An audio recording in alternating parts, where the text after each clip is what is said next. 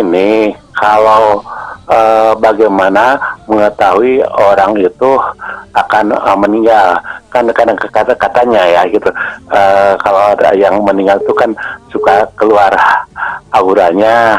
Terus kalau kita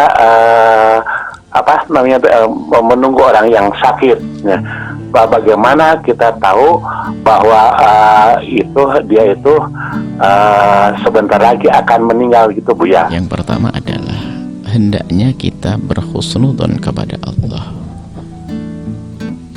tidak berprasangka buruk. Artinya nggak perlu kita berprasangka atau menduga kalau orang ini ada tanda-tanda kematian, karena biarpun ada tanda kematian pun belum tentu mati. Maka biasanya perbincangan tentang tanda-tanda kematian itu akan diceritakan kalau orang itu sudah mati. Oh, sebelum mati aku melihat begini, ada tanda begini, tapi ternyata ada tanda dilihat tapi nggak mati-mati. Jadi nggak perlulah kita sebut. Kalau memang itu keluarga, apalagi orang tua dan sebagainya, kalaupun ada tanda-tanda kematian, tetap kita khusnudzon, semoga panjang umur. Jadi tanda, namanya tanda tidak harus ada. Nah, kadang tanpa sengaja bahkan ada kematian tanpa tanda. Lagi ngobrol asik, senda guru, baring ke kamar meninggal ada. Jadi hendaknya kita jangan berurusan dengan ini, nanti malah membuat kita was-was. Ngelihat orang begini langsung, wah ada tanda kematian. Kadang lihat diri sendiri tanda kematian. Akhirnya hidupnya adalah tapi hendaknya kita setiap saat menyiapkan diri untuk mati, kapanpun mati. Mari kita siap dengan menjauhi kemaksiatan, banyak istighfar, banyak minta ampun kepada Allah dan seterusnya. Baik. Tapi ada biasanya seringkali Bu ya, dari cerita-cerita orang-orang yang mengalami kematian di keluarga gitu tuh Bu ya, di saat sakit gitu misalnya, itu kadang meninggalnya itu malah bukan pada waktu lagi sakit-sakitnya Bu ya. Jadi udah dikira sehat, udah makan, udah kelihatan seger, fresh, udah mau pulang, tiba-tiba meninggal gitu Bu ya. Itu kadang menjadikan ada kekhawatiran tanpa disadari gitu. Itu gimana menghilangkannya? Itu yang kami sampaikan. Ada orang ada tanda kematian, yaitu sakit-sakit nggak mati-mati.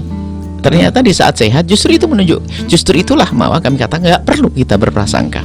Gitu Bu ya. Karena bisa saja sehat beneran. Kan itu semua diceritakan setelah meninggal kan? Setelah ya Allah kemarin lihat lagi seger-segernya gini-gini. Semuanya ceritanya setelah meninggal. Coba yang lain seger-seger beneran ada atau tidak? Ada juga. Jadi nggak perlu. Jadi nggak boleh kita ke arah sana, biar hati kita tenang.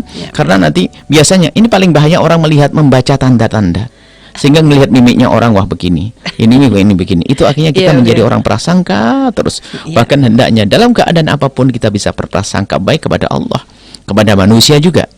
Sebab ada satu orang suka membaca wajahnya orang. Ini kalau duduknya begini, orangnya begini, hatinya begini, orangnya ini bahaya banget.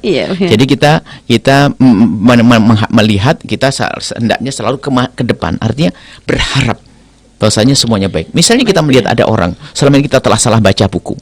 Yang kita baca adalah buku-buku ngajari prasangka buruk. Wah, orang ini menurut buku yang saya baca dia begini, alisnya begini, ini begini, wah ini. Enggak, langsung kita bahas, dia orang baik. Yes, kita langsung kita